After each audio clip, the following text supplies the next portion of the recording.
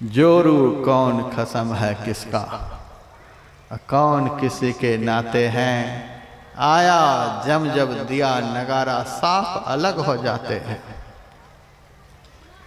लेकिन मेरा प्रवचन सुनकर के आप लोग घर जाकर के लड़ाई नहीं शुरू कर देंगे। हमारा आज से आज प्रवचन सुनकर कहा है कि कोई अपना नहीं, सब बेगाना है, निकलो घर से, करो मैदान खाली। यही महाराज ने हरिद्वार से आकर के सिखलाया है। प्रवचन सुन करके ऐसे ही लड़ झगड़ करेंगे तो संत मत का सत्संग सुनने के लिए कोई नहीं आएगा।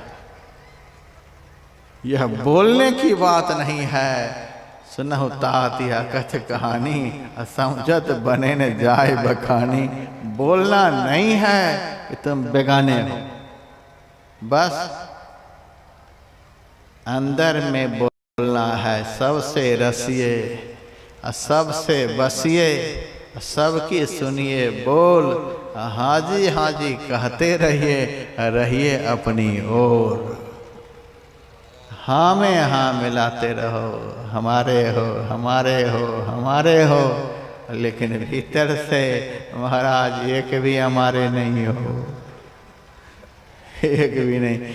ये जानवर के पूंछ पकड़ाने वाले ये हमारे हो सकते हैं कभी? अंत काल में धोखा देने वाले मेरो मेरो सब ही कहता है। हितदय बांध्यो चित, अंत काल संगी को नाही। है अचरज यह रीत, जगत में झूठी देखी प्रीत। मन मूरख अजहु नहीं समझत, सिख दय हारो नीत। नानक भवजल पार परे जो, गावे गुरु की गीत। जगत में झूठी देखी प्रीत। हम लोगों ने बड़ा ही गलत संबंध स्थापित कर लिया। जो किसी भी जन्म के हमारे पिता नहीं हैं, उनको हमने पिता बनाया। जो किसी जन्म की हमारी माँ नहीं है, उनको हमने माँ बनाया। जो किसी भी जन्म के हमारे भाई नहीं, उनको हमने भाई बनाया। जो किसी भी जन्म का हमारा बेटा नहीं, उनको हमने बेटा बनाया। जो किसी भी जन्म के हमारे नहीं हैं, उनको हम हमारे कह रहे हैं। और जो सब जन्म के हमारे संगी हैं, उनको हम तुम्हारे कह रहे हैं। पराये को हमारे, हमारे को पराये। यह तो उल्टी गाड़ी चल रही है। परमात्मा आदि अंत संगी तुम्ही और न संगी कोई। आदि के भी संगी, अंत के भी संगी, हर समय के संगी। हनुमान जी से भगवान राम ने कहा था, हनुमान मेरे में तुम्हारे में क्या अंतर है? हनुमान ने कहा, देह बुद्धि से देखा जाए तो आप स्वामी, हम सेवक। जीव बुद्धि से देखा जाए तो हम दोनों मित्र हैं। सृष्टि के आदि काल से दोनों साथ ही रहते हैं। एक सेकंड के लिए भी दो में से कोई अलग नहीं होते हैं। और तत्व रूप में देखा जाए तो प्रभु जो आप हो वही मैं हूँ, दोनों में कोई अंतर नहीं है। हम दोनों एक हैं। हमारा संबंध तो उससे है जो हमारा है, कभी प्रतिकूल होता ही नहीं। कभी परमात्मा हमारे प्रतिकूल होते ही नहीं। एक क्षण के लिए भी हमारे साथ को छोड़ते नहीं। भजन नहीं भी करते हैं तो भी साथ, करते हैं तब तो महासाथ। बहुत तो उनको गाली देते हैं तो भी उनके साथ, जेल में रह करके उपद्रव करते हैं तो भी उनके साथ, सारे कर्म कर रहे हैं भोगों में पड़कर तो भी परमात्मा उनके साथ। जो कभी जीव के प्रतिकूल होते ही नहीं, ऐसे परमात्मा को छोड़कर हमारा कौन हो सकता है? ऐसे परमात्मा के हम अंश हैं, बेटे हैं। मुंह से भले बाप का नाम आप लोग दूसरे को बतला सकते हैं कि हम उसके बेटे हैं, लेकिन दिल से अपने को शरीर नहीं समझिए। दिल से अपने को चेतन समझिए, अमर समझिए, सहज सुख की राशि समझिए, जीव समझिए, आत्मा समझिए, अंदर से अपने को ऐसा समझिए और इस समझदारी को बरकरार रखते हुए अपना सारा संबंध का स्रोत परमात्मा को मान लीजिए। तुलसीदास जी ने जैसे कहा, मोहित ही नाते अनेक मानिए जो भावे, ज्यों त्यों तुलसी कृपाल चरण शरण पावे। हे परमात्मा, आपसे तो हमारा बहुत तरह का संबंध है, बहुत तरह का संबंध है। परमात्मा से बढ़कर हमारा कोई भाई नहीं हो सकता, न पिता हो सकता, न माता हो सकती, न स्त्री हो सकती, न बेटे हो सकते। उनसे बढ़कर तो हमारा कोई संबंधी हो ही नहीं सकता। एक छोटा सा दृष्टांत देकर प्रवचन को बंद करूंगा। भक्त माल का यह प्रसंग है। एक भगत हुए माधव भगत, और वे माधव भगत भगवान को बेटा मान करके भजन करते थे। आजकल बाप को बेटे से बड़ा प्यार होता है, आगे जो होगा देखा जाएगा, लेकिन प्यार बहुत होता है, बहुत प्यार। तो सोचा कि सबसे ज्यादा प्यार बाप का बेटे से होता है, यही संबंध भगवान से अच्छा रहेगा। भगवान को बेटा के रूप में मानता था, बहुत प्यार करता था। एक दिन कोई आया और थोड़ा सा चना लेकर के आया, तो महाराज जी यह चना का भोग भगवान को लगा दीजिए। कहा मैं नहीं चना का भोग लगाता। क्यों? हमारा भगवान जो है हमारा 1-2 साल का बेटा है, और इतना कठोर चना का भोग हम लगाएंगे उनको पेट में दर्द हो जाएगा। हम नहीं भोग लगाएंगे चना का।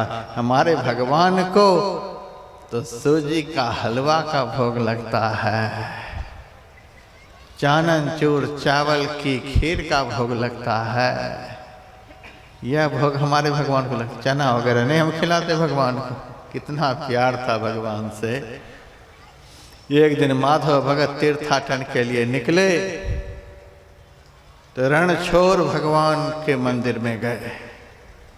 वहां भगवान को 56 भोग लगता है, और उस समय उस मंदिर का जो महंत था इतना पेटू, जितना भोग लगता था सब अकेले खा जाता था। पुजारी भोग लगा करके उनके सामने रख देता, सब खा जाता, बाकी लोगों के लिए अलग से रसोई बनती थी। माधव भगत का नियम था कि जब भी हम भोजन करेंगे तो भगवान का प्रसाद ही भोजन करेंगे, जो भगवान को भोग लगेगा वही करेंगे। अब वे पहुंच गए, जितना कुछ भोग लगा था वह तो महंत ही खाता। आज माधव भगत भूखे रहते, तो 56 कटोरी से युक्त बड़ी थाली जब पुजारी ने भोग लगाई, पर्दा खींच दिया गया।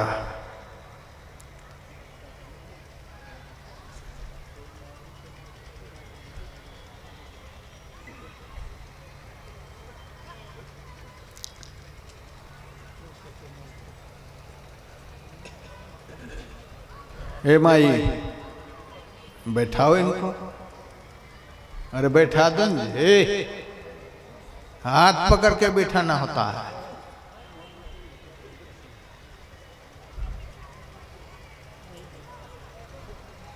सभा बिगाड़े मेहरवा ज्यों के सर में धूर। कोई नहीं आगे आना चाहिए। थोड़ी देर भी धैर्य धारण नहीं कर सकते। तो 56 भोग की थाली अंदर में लगा दी गई, पर्दा खींच दिया गया। पुजारी तो बाहर में है। उसी वक्त भगवान के मन में हुआ, आज तो मेरा प्यारा भक्त भूखा ही रहेगा, क्योंकि सारा भोग महंत ही खा जाएगा। अब भोग प्रसाद ही मेरा भक्त खाता है, मेरा प्यारा भक्त भूखा नहीं रहे। 56 कटोरी में से 5 कटोरी को भगवान ने अपने पीताम्बर में छिपा लिया, रख लिया छिपा करके। थोड़ी देर के बाद पर्दा को हटाया, थाली अर्घ दे करके पुजारी निकाल लिया और महंत जी के सामने रख दिया। महंत पूरा का पूरा खा लिया। पुजारी कहता है, महाराज वृंदावन से चल करके माधव भगत आए हुए हैं। गृहस्थ बैठे तो महात्मा खड़े हो गए, वेद को उनको बिठाओ।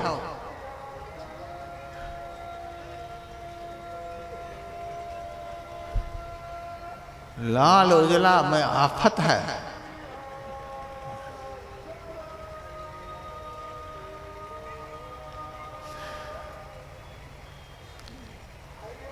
तो भगवान धन्यवाद धन्यवाद, बात मान गए महाराज जी, धन्यवाद। अब इनको क्या कहें, इनको क्या कहें, इनको धन्यवाद कह देते हैं। बोकारो तो महंत जी वृंदावन से चल करके माधव भगत आए हुए हैं। अब वे भोग प्रसाद ग्रहण करते हैं। अब भोग प्रसाद कैसे ग्रहण करेंगे, रसोई घर में ले जाओ, खिलाओ उनको। गए माधव भगत को कहने के लिए, महाराज आप चलें रसोई में। कहा मैं रसोई का भोजन नहीं करता, भगवान को जो अर्पण होता है वही प्रसाद मान करके ग्रहण करता हूँ। का प्रसाद तो सब ले गए महंत जी, ले गए कोई बात नहीं, आज एकादशी समझ लेंगे। क्या बात है, साधु का जीवन कैसा है, कभी तो चावे चना चवेना, कभी तो चाहे चना चवेना, कभी ले ले लपटी खीरा दी, कभी खीर तो कभी चना, कभी वह भी मना। आज एकादशी कर लेंगे, कोई बात नहीं है। भगवान के दर्शन का आनंद आज प्राप्त करते हैं। ये सब खाने में लग गए और माधव भगत मंदिर में भगवान के दर्शन के लिए गए।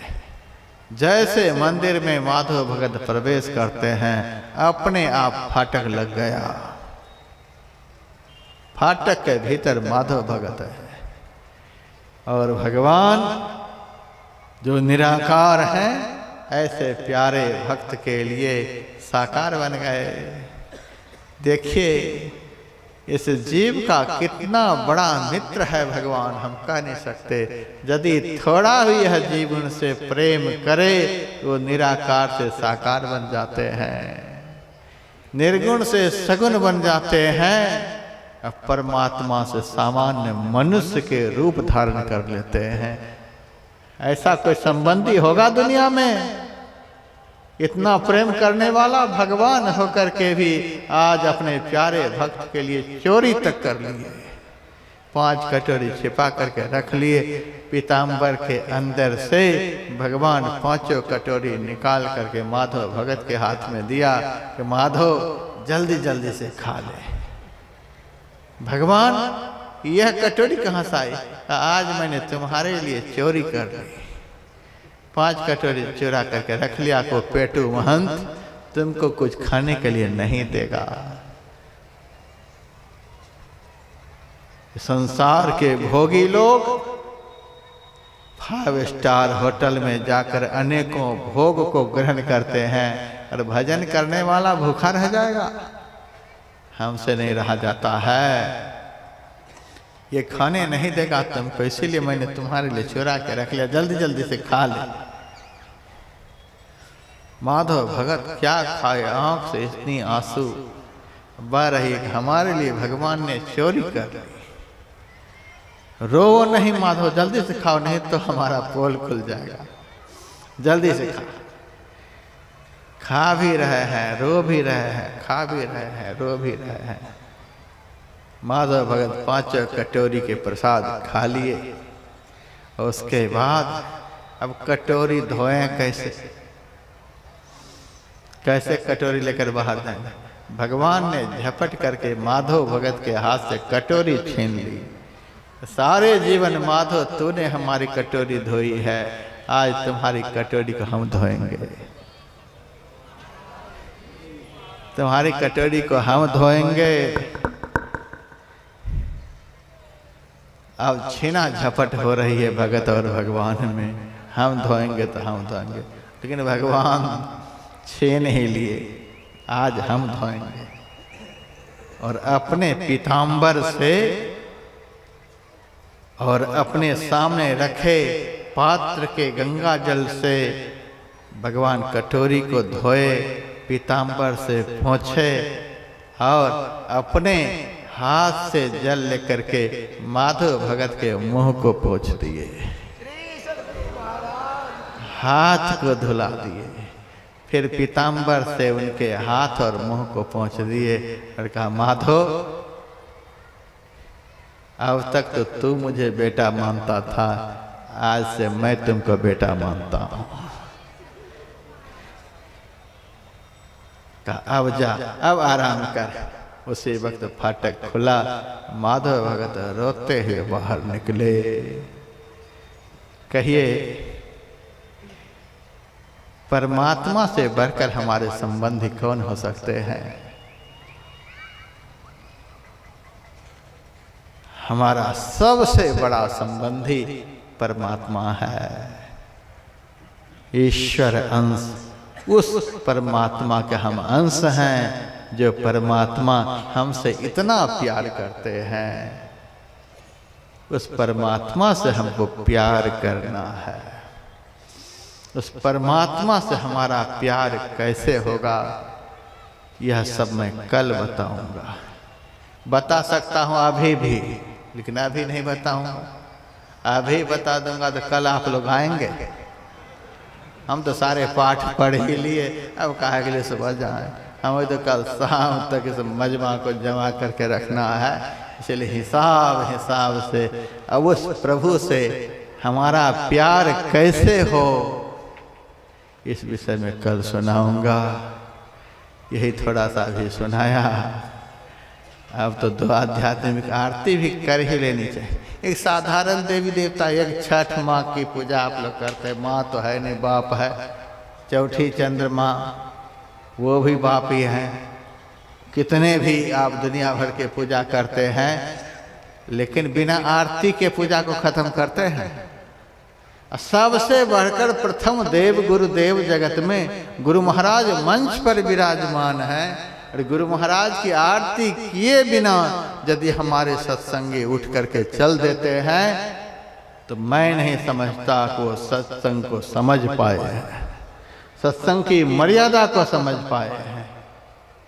ऐसे सत्संगी को धर्म की रीढ़ पढ़ लेनी चाहिए, तब समझ में आएगी कि सत्संग की क्या मर्यादा है, कब तक सत्संग में बैठना है, कब से बैठना है, किस तरह से बैठना है। सदाचार, शिष्टाचार, सुचाचार के सारे अंग को हमें समझना है। संत में ही लीलामृत को रोज घर में गाना है। ये गाने वाला ग्रंथ है। आप लोग वहाँ स्टॉल पर जाइएगा और इस ग्रंथ को देखिएगा। और अब आरती करिए। कल ही दीक्षा का कार्यक्रम होगा, संचालक महोदय बाकी बात बताने के लिए बैठे ही हैं। श्री सद्गुरु महाराज की जय। श्री सद्गुरु महाराज की जय।